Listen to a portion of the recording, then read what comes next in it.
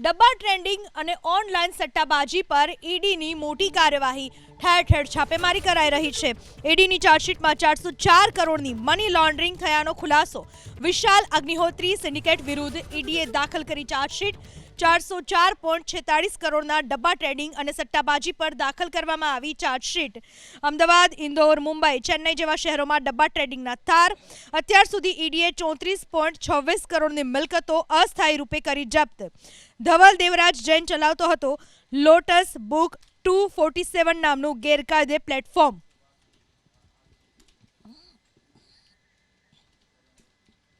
ડબ્બા ટ્રેડિંગ અને online સટ્ટાબાજી racket ઉપર ઈડીએ કાર્યવાહી કરી।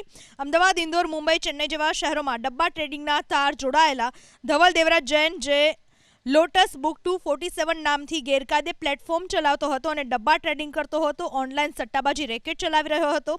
અત્યાર સુધીમાં કુલ ઈડીએ 34.26 કરોડની મિલકતો અસ્થાયી રૂપે જપ્ત કરી છે।